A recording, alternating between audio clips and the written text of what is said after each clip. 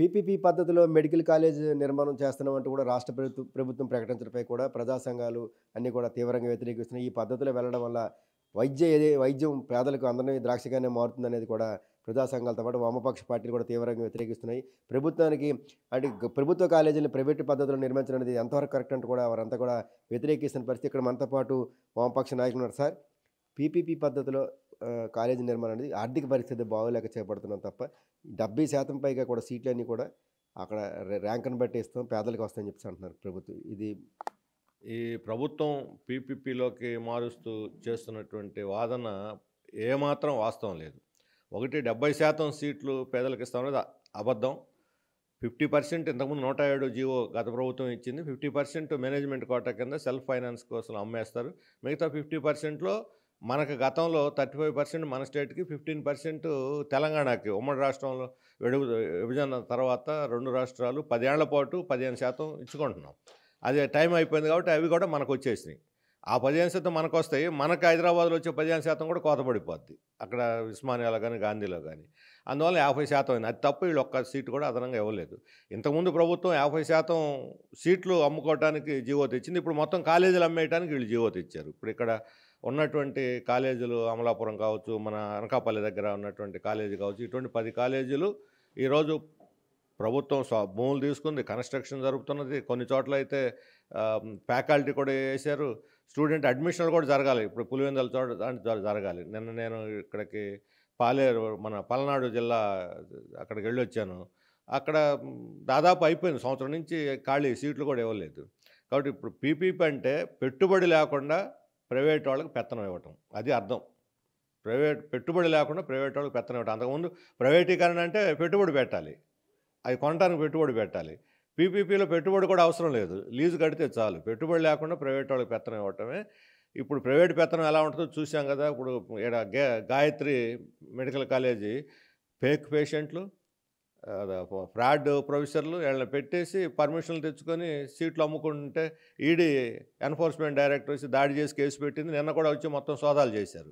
ఇటువంటి దేశంలో దాదాపు 50 కాలేజీల మీద ఈడీ వాళ్ళు చేశారు. మొత్తం అన్ని కాలేజీల మీద, ప్రైవేట్ కాలేజీలో అన్ని ఇటువంటి అని నేను అనను. కొన్ని మంచివి కూడా నడపవచ్చు, ఎఫిషియన్సీ, అకాడమిక్ వాల్యూస్, అవి చాలా రేరు. వాళ్ళకి ప్రాఫిట్ కావాలి. ప్రాఫిట్ కోసం ఏ తప్పుడు పద్ధతిని అనుసరిస్తారు. అది గవర్నమెంట్ కాలేజీల్లో సాధ్యం కాదు. ఇప్పుడు ఆసుపత్రిలో పెడుతున్నారు దీనికి అటాచ్డ్గా. ఈ ఆసుపత్రిలో మొత్తం ప్రైవేట్ పేదవాళ్ళకి వైద్యం, చాలా నాణ్యమైన వైద్యం దొరుకుద్ది. ఇప్పుడు ప్రైవేట్ వాడికి ఇచ్చిన తర్వాత వాడు 70% అమ్ముకొని సీట్లు అంటే పేషెంట్లో బెడ్స్ 30% ఇస్తామంటున్నారు. లేదు ఇప్పుడు లేదు 70% పేదవాళ్ళకి ఇస్తామన్నా, అమ్ముకునేదానికి అవకాశం ఇచ్చారు ప్రైవేటు వైద్యానికి. ప్రైవేటు వాళ్ళు వచ్చి డబ్బులు ఇచ్చి బెడ్లు ఆగిపోయి చేసేస్తే పేదవాడు ఎవడన్నా వస్తే బెడ్లు ఖాళీ లేవు అని చెబుతారు. సింపుల్, అన్ని చోట్ల జరిగే పని ఇదే.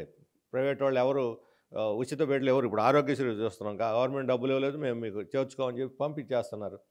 ఇక్కడ కళ్ళెదురు కనిపిస్తున్నది. అందుకని ఈ టీచింగ్ హాస్పిటల్స్ చాలా క్వాలిటీ కలిగినటువంటి టీచింగ్ హాస్పిటల్స్ని ఈరోజు ప్రైవేట్ వాళ్ళకి ఇవ్వటం వల్ల పేదవాళ్ళకి వైద్యం దూరం అవుద్ది. అందుకని మేము ఈ పీపీపీ పద్ధతిని ఇవ్వటానికి వీల్లేదు, ప్రభుత్వం నిర్వహించాలని చెప్పి డిమాండ్ చేస్తూ ఆందోళన ఈరోజు అన్ని సంఘాలు కలిసి రాష్ట్రం అంతా పర్యటనలు చేస్తున్నాయి. నెక్స్ట్ మంత్లో డిసెంబర్లో దీని మీద ఒక ఆందోళన కార్యక్రమం, ప్రత్యక్ష కార్యాచరణ కూడా వాళ్ళు ప్లాన్ చేస్తున్నారు. ఆర్థిక పరిస్థితి బాగోలేక గత ప్రభుత్వం రాష్ట్రాన్ని దివాలా తీయించింది. ఇది ఇమీడియట్గా కట్టాలనే ఉద్దేశం మీద ఇది నిర్మిస్తున్నాం తప్ప ఇందులో ఎటువంటి ఇబ్బందులు లేవు. మొత్తం అంతా గవర్నమెంట్ ఏవైతే పథకాలు ఉన్నాయో అవన్నీ కూడా అమలు అవుతాయని రాష్ట్ర ప్రభుత్వం చెప్తుంది. ఇది పచ్చి అబద్ధం. ఆర్థిక పరిస్థితి బాగాలేకపోతే గూగుల్కి 22,000 కోట్లు రాయితీలు ఎక్కడ తెచ్చిస్తున్నారు? ఈ విశాఖపట్నంలో పెద్ద భారీ ఎత్తున సిఐ సమ్మిట్ పెట్టి, పార్ట్నర్షిప్ సమ్మిట్ తయారు చేశారు. ప్రధానమంత్రి 4 సార్లు వచ్చాడు. రాష్ట్రానికి పైసవిలు మనకి లాభం జరగదు. ఒక్కొక్క సభకు 300-400 కోట్లు. ఈ ప్రధానమంత్రికి వచ్చిన సభలకు పెట్టినా ఇప్పటికి 2 కాలేజీలు అయిపోయి ఉండేవి. 1000 కోట్లు ఖర్చు పెట్టారు, 500 కోట్లు కాలేజీ అయిపోద్ది. అందులో కూడా ఆల్రెడీ 100-150 కోట్లు ప్రతి కాలేజీ ఖర్చు పెట్టున్నారు. ఇంకో 100-150 కోట్లు ఖర్చు పెడితే అయిపోద్ది. అంటే 1000 కోట్లకి 4-5 కేజీలు కాలేజీలు పూర్తి అయిపోయింది. డబ్బులు లేవు అనేది అబద్ధం. వాళ్ళు ఒక విధానంగా తీసుకొని ప్రైవేట్ వాళ్ళకి దారాదత్తం చేస్తున్నారు. ఎందుకంటే వాళ్ళు ఎలక్షన్లో పెట్టుబడి పెట్టినటువంటి వాళ్ళకి ఏదో లాభం చేకూర్చాలి. అందుకోసం దీన్ని వాళ్ళకి బహుమతిగా, రిటర్న్ గిఫ్ట్గా ఇస్తున్నారు అంతే. ఏంటి సార్ ఇప్పుడు ఈ పీపీపీ పద్ధతిలో మెడికల్ కాలేజ్ నిర్మాణం అనేది ఎందుకు వ్యతిరేకిస్తున్నారు? ఇందులో ఎటువంటి లోటుపాట్లు ఉన్నాయి? ప్రభుత్వానికి కమిషన్ కావాలి. అదే సందర్భంలో మనందరం చూస్తూ ఉన్నాం. ఈరోజు కూడా డోలిమూతలు ఉన్న ఏజెన్సీ ప్రాంతంలో దానికి సంబంధించి మెడికల్ కాలేజీ కావాలని పెద్ద ఎత్తున ఉద్యమం చేస్తే పాడేరులో మెడికల్ కాలేజ్ వచ్చింది. దానికి సంబంధించిన దాంట్లో పూర్తి స్థాయిలో అది పూర్తి చేయలేదు. 75 సీట్లు మాత్రం ఇచ్చారు, మిగతా సీట్లు ఇవ్వలేదు. అనకాపల్లిలో దాదాపు 35% పూర్తయింది. అది ఎందుకు పెట్టారంటే గ్రామీణ ప్రాంతానికి ఉపయోగం అనే దాంతోని. వైద్యం అనేది ఈరోజు ప్రజలకు చాలా అందుబాటులో వస్తే తప్ప సాధ్యమయ్యే పరిస్థితి లేదు. ఏ వ్యాధి ఎప్పుడు వస్తుందో తెలియదు. ఏ రకంగా కోట్లాది రూపాయలు ఖర్చు పెడితే తప్ప వ్యాధులు నయం చేసుకునే స్థితి లేదు. కాబట్టి ఆ బేసిస్గా ఈరోజు మెడికల్ కాలేజీలు వచ్చాయి. ఆ మెడికల్ కాలేజీకి ప్రభుత్వం మొట్టమొదటి ప్రాధాన్యత ఇవ్వాలి. విద్యా వైద్యానికి ప్రాధాన్యత ఇస్తేనే ఆ సమాజం అభివృద్ధి అవుతుందని మేధావులు చెప్తున్నారు. సమాజంలో అనేక చోట్ల మనం చూస్తూ ఉన్నాం. ఈరోజు కేరళలో మనం చూస్తే వైద్యం 100% అందుతుంది. దేనికి అనుకున్నారు? కమ్యూనిటీ స్కిల్స్ డెవలప్మెంట్స్ విషయంలో కానీ, లేదంటే కమ్యూనిటీ హాస్పిటల్కి సంబంధించిన దానిలో ప్రాథమిక ఆరోగ్య కేంద్రాలకు సంబంధించి టీచింగ్ హాస్పిటల్స్ ఏవైతే ఉన్నాయో అనుసంధానం చేస్తున్నారు. కాబట్టి అక్కడ మరణాల రేట్లు చాలా తక్కువ. మనం చెప్పడం కదా, నీతి ఆయోగే ఇటీవల కాలంలో ప్రకటించిన పరిస్థితి ఉంది. అందుగురించే పీపీపీ పేరుతో ప్రజల యొక్క డబ్బుల్ని ఏవైతే ఉన్నాయో ఆ డబ్బులను తీసుకెళ్ళి ప్రైవేట్ వాళ్ళకి కట్టబెట్టడానికి ఒక కుట్రలో భాగంగానే ప్రైవేట్ వాళ్ళకి ఇవ్వడం అనేది జరుగుతుంది. ప్రభుత్వం దానికి డబ్బులు లేకపోతే కేంద్ర ప్రభుత్వంతో పోట్లాడాలి. ఈరోజు పెట్టుబడిదారులకి కోట్ల రూపాయలు రాయితీలు ఇస్తున్నారు. ఇప్పుడు మనందరూ తెలుసు, డేటా సెంటర్కి 22,000 కోట్ల రూపాయలు ఇచ్చారు. అంతకుముందు అదానీ డేటా సెంటర్కి డబ్బులు కేటాయించారు. అట్లాగే వర్ష లాంటి కంపెనీలకి స్థలాలు కేటాయించి 99 రూపాయలకే ఇస్తున్న సందర్భం ఉంది. ఇక్కడ బ్రాండెక్స్ ఉంది. బ్రాండెక్స్కి సంబంధించిన దాంట్లో ఎకరాకి రూపాయి చొప్పున ఇచ్చిన సందర్భాలు ఉన్నాయి. ఇవన్నీ రాయితీలు ప్రైవేట్ వాళ్ళకి ఇచ్చి గవర్నమెంట్ దగ్గరికి వచ్చేసరికి వైద్యానికి సంబంధించి వచ్చేసరికి డబ్బులు లేవంటే అది కాదు. ఈరోజు ప్రభుత్వాన్ని ఇంకోటి కూడా చేయొచ్చు. ఒకళ్ళు ప్రభుత్వం లేకపోతే చార్టీ, ఈరోజు ఎన్ఆర్ఐలు ఉన్నారు, అమెరికా వాళ్ళు ఉన్నారు, బ్రిటన్లో ఉన్నారు, ఆంధ్ర సంతతి ఉంది అని చెప్తున్నారు. వాళ్ళందరికీ నేను మెడికల్ కాలేజీలు పెట్టలేకపోతున్నాను, దానికి డబ్బులు ఇవ్వండి అంటే చాలామంది ఇచ్చేవాళ్ళు కూడా కొంతమంది చార్టీ బేసిస్ మీద. కాబట్టి ప్రభుత్వం తన బాధ్యత నుండి దూరం అవ్వాలనే ఉద్దేశంతోనే ఇట్లా చేస్తాం తప్ప ఇంకోటి ఏం కాదు. ఇది కానీ చేస్తే మాత్రం పేదోడికి వైద్యం కూడా దూరం అయ్యే పరిస్థితి వచ్చేస్తుంది. ఈరోజు మనం చూస్తూ ఉన్నాం, అనేక ఇబ్బందులతో పడుతున్న వైద్యానికి వెళ్ళాలంటే డబ్బులు ఉంటే తప్ప వెళ్ళలేదు. ఈరోజు కేజీహెచ్ ఉంది కాబట్టి ఉత్తరాంధ్రకి పెద్ద దిక్కుగా ఉంది.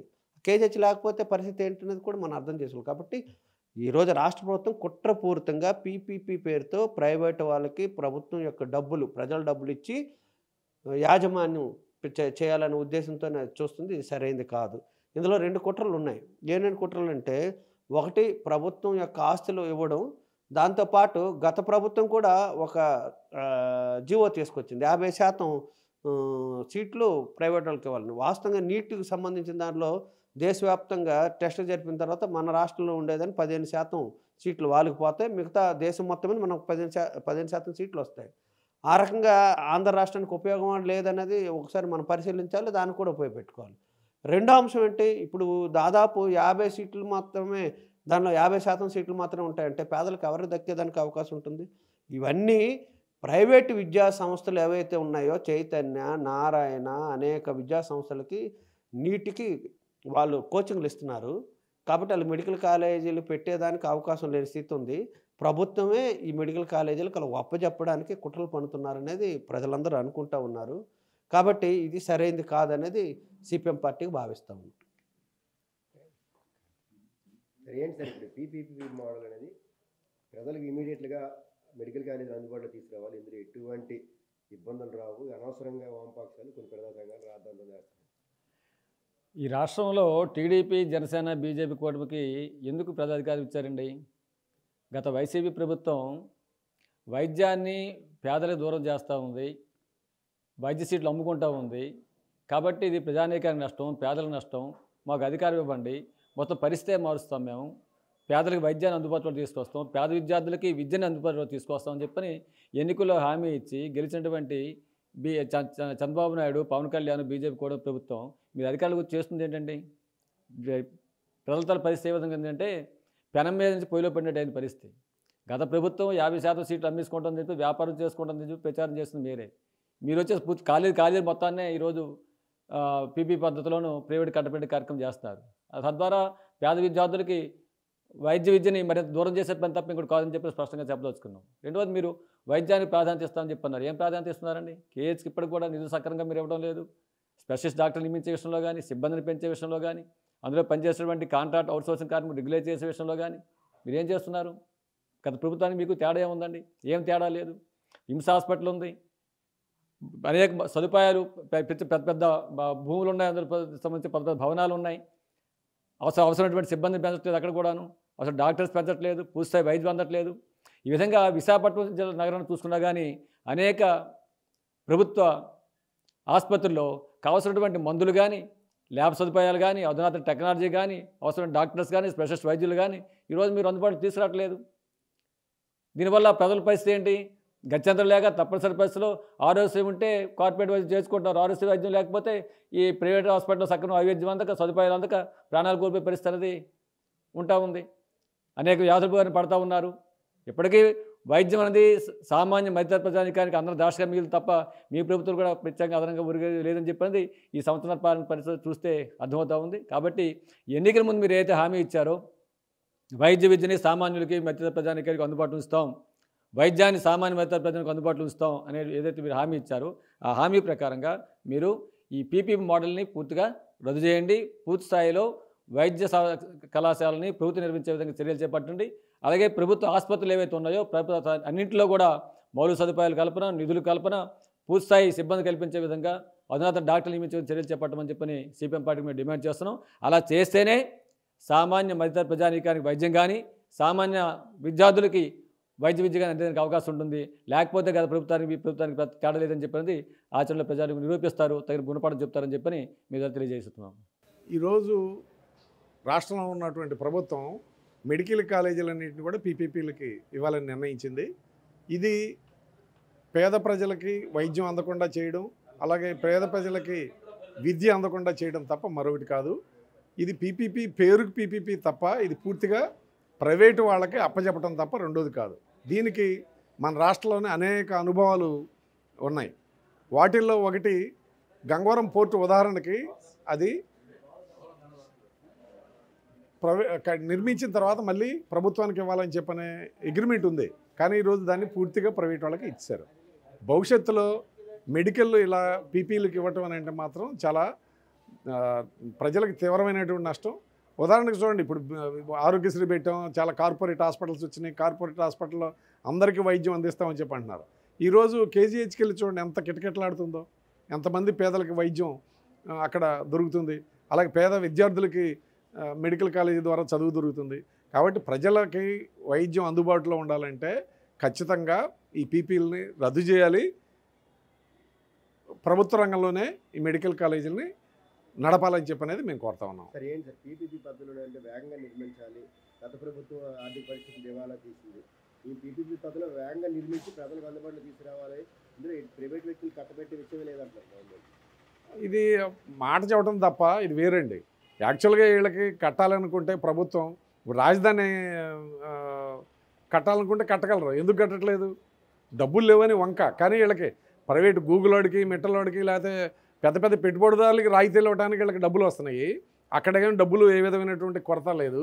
కానీ ఇక్కడ ఇది ప్రజలకు ఉపయోగపడేది, దీని ద్వారా ప్రజలకు ఉపయోగపడేదానికి డబ్బులు కేటాయించడం మానేసి బయట వాళ్ళకి ఇవ్వడం ద్వారా వీళ్ళ స్వప్రయోజనం కొంత డబ్బులకి అవినీతి పాల్పడే దానికోసం తప్ప వేరేది మాత్రం ఏది కాదు. ఈరోజు చూడండి పేపర్లో వచ్చింది, మోడీకి 755 కోట్ల రూపాయలు బీజేపీ పార్టీ ఇచ్చింది.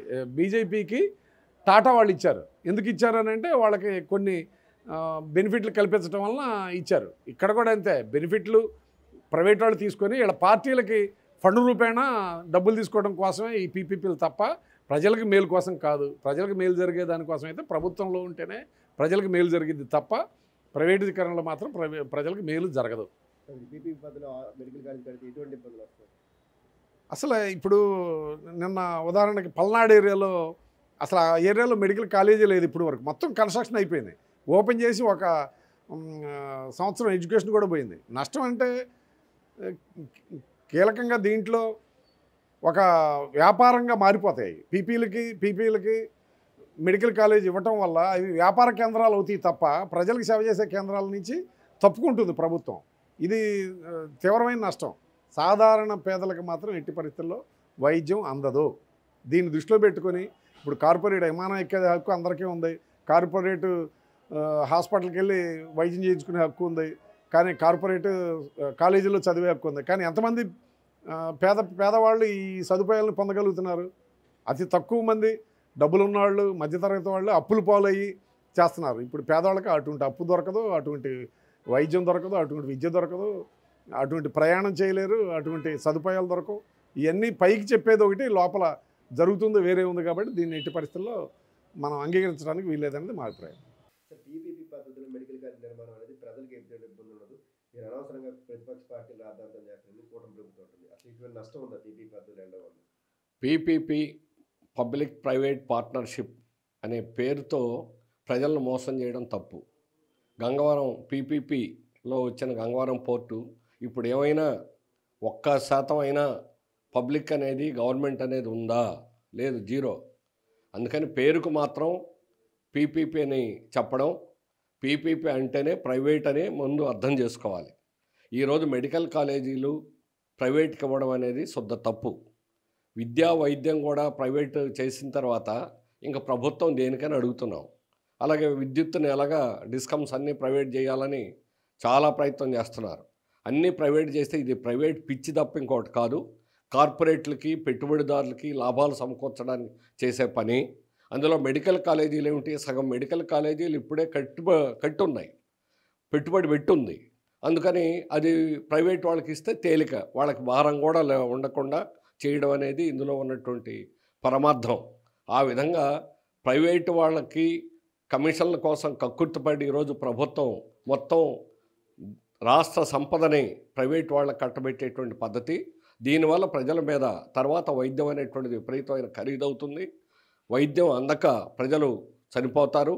ఈరోజు వైద్యం అనేది హక్కు, ఆరోగ్యం అనేది హక్కు ప్రజలకి. కానీ అలాంటిది ఆరోగ్య హక్కు అనే దాన్ని లేకుండా చేసి ఇప్పటికే జోబిలో 63% జోబిల్లో డబ్బులు ప్రజలు ఆరోగ్యం కోసం, వైద్యం కోసం ఖర్చు పెడుతున్నారు. అలాంటి దీనిలో ప్రైవేట్ కానీ ఈ కాలేజీలు అయిపోతే చదువుకునేటువంటి వాళ్ళే ఖరీదైపోతారు. చదువుకోవడానికి కోట్ల రూపాయలు ఖర్చు పెట్టాలి. కోట్ల రూపాయలు ఖర్చు పెట్టిన వాళ్ళు బయటకు వచ్చిన తర్వాత వాళ్ళు ఎలా సంపాదించాలని వాళ్ళకు ఉంటుంది, అంతేగాని వైద్యం చేయాలని ఉండదు. అందుకని ఈరోజు వైద్యం అనేటువంటి దాన్ని పూర్తిగా ప్రైవేట్కి అప్పచెప్పేటువంటి దానిలో భాగమే మెడికల్ కాలేజీలు కూడా ఇవ్వడం. అందుకని జిల్లాకు ఒక మెడికల్ కాలేజీ ఏర్పాటు చేయడం అనేటువంటిది ప్రభుత్వ ఆధ్వర్యంలో జరగాలి. దానికి అయ్యేటువంటి ఖర్చు ఎంతో అవదు. మొత్తం అంతా కలిపినా 10,000 కోట్లు ఇప్పటికీ సగం ఖర్చు పెట్టున్నారు. అందుకని ఉన్నటువంటి వాటిని ప్రైవేటు వాళ్ళకి అప్పగించి ప్రైవేటు వాళ్ళు చౌకగా లాభాలు గుట్టేసేదానికి, వాళ్ళని మేపేదానికి, వాళ్ళ ప్రయోజనం కోసం ఈరోజు చేయడం అనేటువంటి దానివల్ల ప్రజలు రాబోయే రోజుల్లో తీవ్రమైన ఇబ్బందులు గురవుతారు. అందుకని ఇది ప్రజల కోణంలో మనం పరిశీలించినప్పుడు ఈ ప్రైవేటీకరణ అనేటువంటిది తీవ్రమైనటువంటి హాని చేస్తుంది. వైద్యం అనేటువంటిది ప్రజలకు అందుబాటు లేకుండా పోతుంది. అందుకని ఈ మెడికల్ కాలేజీలు ప్రైవేట్కి ఇవ్వడం, పీపీపీ పేరుతో మోసం చేయడం అనే దాన్ని వెంటనే ఆపాలి. అందుకని పీపీపీ నువ్వు ఏ పేరైనా చెప్పనివ్వండి, ఈరోజు మెడికల్ కాలేజీలు ప్రైవేట్కి ఇస్తే వచ్చేటువంటి హాని ఏమిటనేది మీకు తెలియదా? ప్రభుత్వానికి తెలుసు.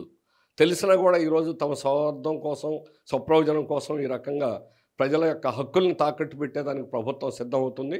కేంద్ర ప్రభుత్వం ఒత్తిడి చేస్తుంది. ఆ ఒత్తిడికి రాష్ట్ర ప్రభుత్వం ఒక్కటి కూడా మాట్లాడకుండా అందరికంటే ముందు చేతులెత్తి వాటిని అమలు చేసేటువంటి భాగంగా రాష్ట్ర ప్రభుత్వం ఉంది. విశాఖ స్టీల్ ప్లాంట్ని ఎలాగన్నా కానీ ప్రైవేట్కి అప్పచెప్పాలని చూస్తున్నారు. అందుకని వీరు ప్రైవేటు పిచ్చితో ఈరోజు రాష్ట్ర ప్రభుత్వం వ్యవహరిస్తుంది.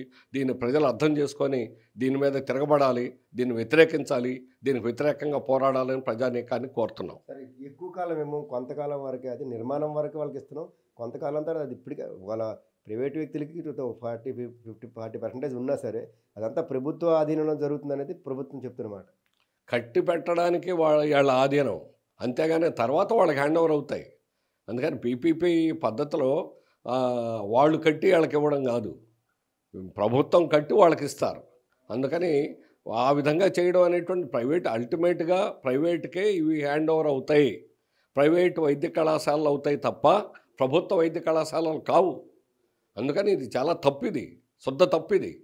ఈ ప్రభుత్వం వచ్చిన తర్వాత చేసిన తప్పులు అన్నింట్లో కల్లా ఇది గ్రాస్ మిస్టేక్. అందుకని దీన్ని ఇప్పటికైనా సర్దిద్దుకోవాలి ప్రభుత్వం. సర్దిద్దుకోకపోతే దీని పరిణామాలు చాలా తీవ్రంగా ఉంటాయి. అందుకని ప్రజలు కూడా దీన్ని అర్థం చేసుకొని అయిన తర్వాత చేతులు కాలిన తర్వాత ఆకులు పట్టుకుంటే ఉపయోగం లేదు. ఈ ప్రైవేట్ కాకుండానే అడ్డుకోవడానికి ప్రజలు సిద్ధం కావాలని కోరుతున్నాం. సార్ ఏంటి సార్ పీపీపీ పద్ధతిలో మెడికల్ కాలేజీల నిర్మాణం వల్ల వేగంగా మెడికల్ కాలేజీలు అందుబాటు తేవాలి, ప్రజలకు ఎటువంటి ఇబ్బంది ఉండదు అనేది కూటమి ప్రభుత్వం చెప్తున్నమాట. ప్రజలు ఎందుకు వ్యతిరేకిస్తున్నారు? ప్రజలు వ్యతిరేకించడానికి కారణం ఏంటంటే సామాన్యుడు కూడా ఆలోచించేది ఏంటంటే విద్య వైద్యం అనేది ప్రభుత్వం యొక్క బాధ్యతగా ఉండాలనుకుంటారు. అది ఇప్పుడు పీపీపీ విధానం అంటే ఏంటంటే పూర్తిగా ప్రజల యొక్క మొత్తం ప్రాపర్టీని ప్రైవేట్ వాళ్ళకి ఇవ్వటం. ఇప్పుడు గవర్నమెంట్ మొన్న చెప్పింది ఏంటంటే దీని అజమాయిషి కానీ దీని మొత్తం పరిపాలనా విధానం అంతా కూడా ప్రభుత్వం చేతిలో ఉంటుందని చెప్పి లేటెస్ట్గా మన గవర్నమెంట్ చెప్పింది. అయితే అవన్నీ ఉన్నప్పుడు మరి ప్రైవేట్ వాళ్ళకి ఎందుకు ఇవ్వాలి? అక్కర్లేదు కదా, గవర్నమెంటే చేయొచ్చు కదా. ఒకటి. రెండోది ఏంటి, ప్రైవేట్ అనేది ఒక్క కాలేజీతో సరిపోదు. ప్రైవేటు కాలేజీ మన కాలేజీలతో పాటు దానికి ఉండే అనుసంధానంగా ఉండేటువంటి ప్రభుత్వ ఆసుపత్రి ఉంటుంది, జిల్లా ఆసుపత్రి, అది కూడా ప్రైవేట్ పరం అవుతుంది. అలాగే దానికి సంబంధించినటువంటి హాస్టల్ కూడా ఉంటుంది, ఆ హాస్టల్ కూడా ప్రైవేట్ పరం అవుతుంది. ఈ రకంగా మొత్తం అన్నీ కూడా ప్రైవేట్ పరంలోకి వెళ్తాయి. ఇది అంటే దానికి సంబంధించినటువంటి ప్రతి వ్యవహారం కూడా ప్రైవేట్ పరం అయ్యేటువంటి పరిస్థితి ఉంటుంది. ప్రైవేట్ అయితే మనం చూసాం, మనం ప్రైవేట్ వాళ్ళు ఎవరైనా సరే వైద్యం ఫ్రీగా అందించింది ఎక్కడైనా చూసాం మనం, అది విన్నాము మనం, చెప్పండి.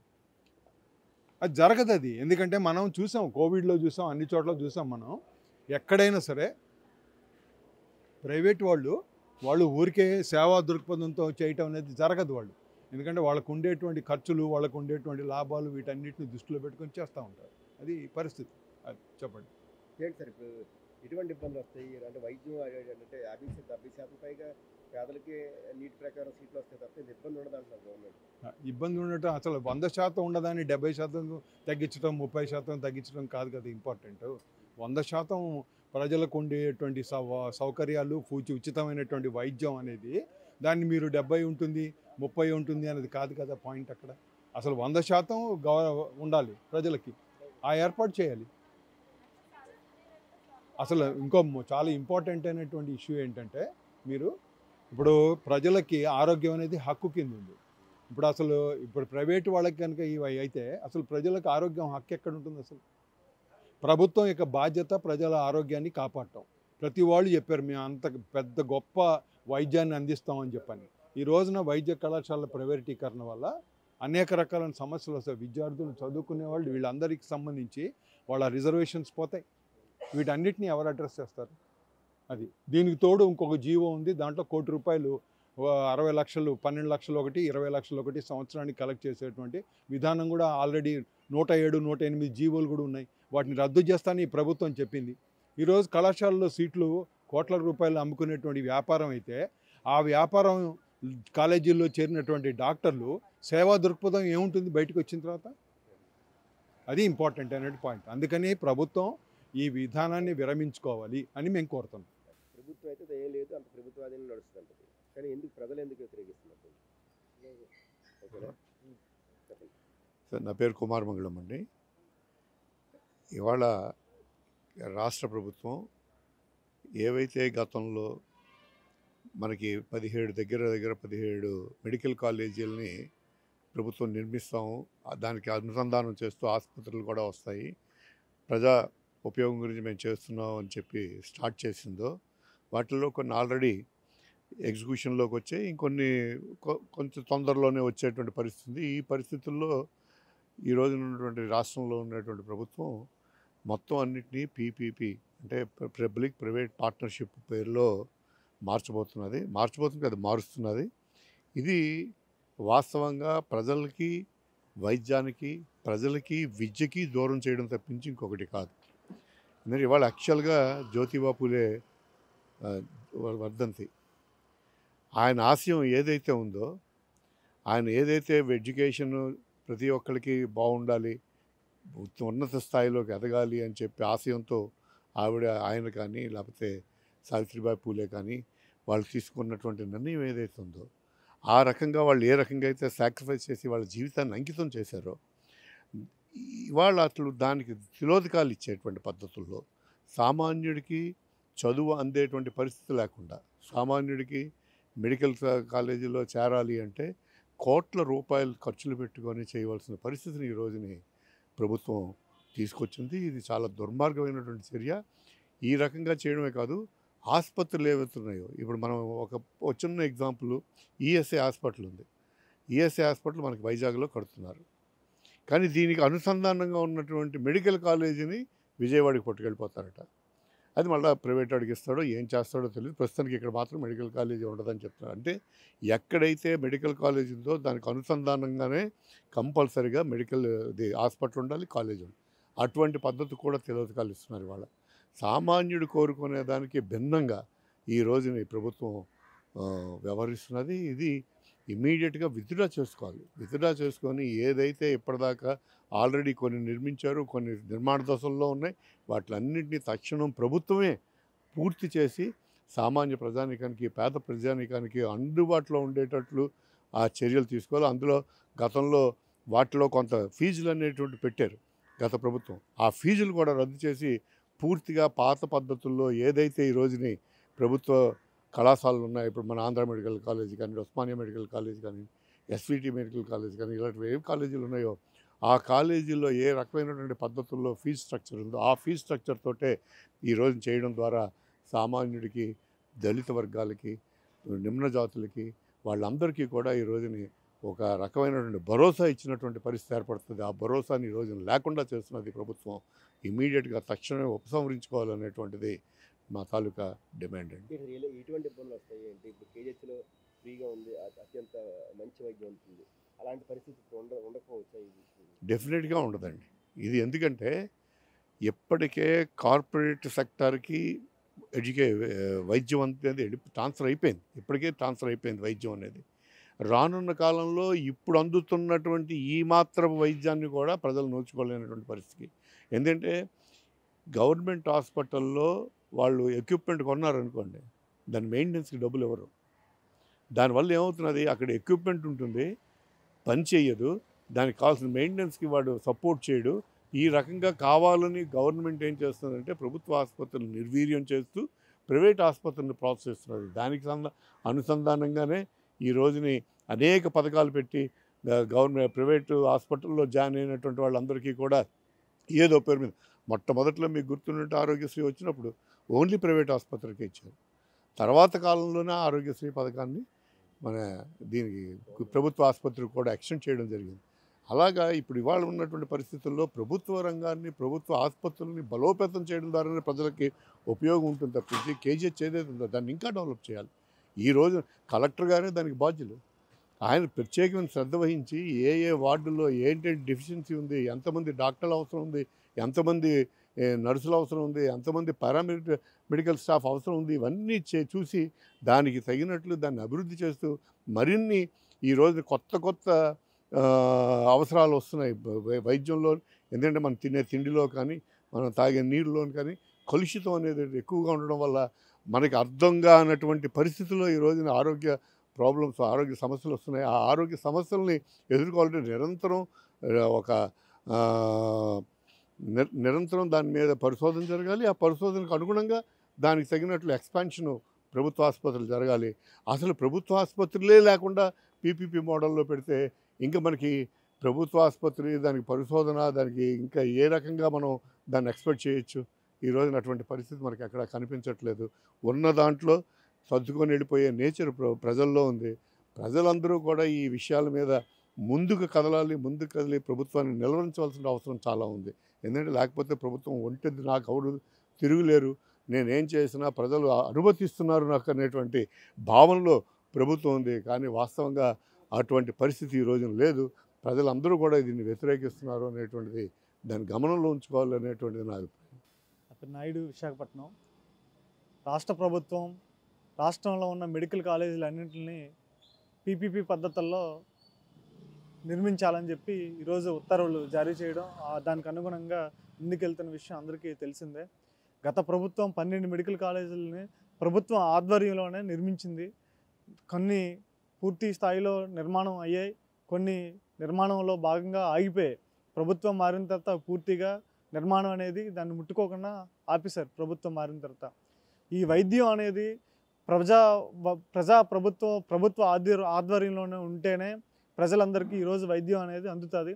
ఈరోజు గ్రామీణ ప్రాంతాల నుంచి, గిరిజన ప్రాంతాల నుంచి అనేక మంది ఈరోజు విశాఖపట్నం వస్తున్నారంటే కేజీహెచ్, విమ్స్ లాంటి పెద్ద పెద్ద ప్రభుత్వ మెడికల్ హాస్పిటల్స్ కానీ లేదంటే మెడికల్ కాలేజీలు కానీ ఉండడం వల్ల మాత్రమే వాళ్ళందరికీ వైద్యం అనేది దక్కుతూ ఉంది.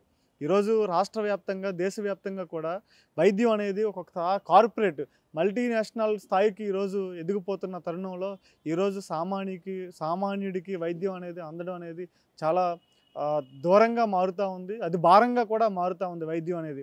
ఈరోజు ఒక్కొక్కరికి వచ్చిన వేతనాలు చూస్తూ ఉంటే 10,000, 20,000 వాళ్ళ రోజువారీ ఆర్థిక పరిస్థితులు బట్టి, రోజువారీ వేతనాల బట్టి ఈరోజు చూసుకున్న నెలంతా గడవడానికి చాలా ఇబ్బందిగా మారుతున్న పరిస్థితులు. అందులోనూ పిల్లల చదువులు, వాటితో పాటు ఈరోజు అనారోగ్య సమస్యలు కూడా ఎక్కువగా ఈరోజు ప్రబలుతూ ఉన్నాయి. కోవిడ్ తర్వాత అనేక మందికి అనేక రకరకాల వ్యాధులు అనేవి, ఎక్కువగా జబ్బులు అనేవి వస్తూ ఉన్నాయి. ఈ తరుణంలో వైద్యం అనేది ఈరోజు చాలా వరకు సామాన్యులకి అది గుదిబండగా మారుతూ ఉంది, తీరని భారంగా ఉంటా ఉంది.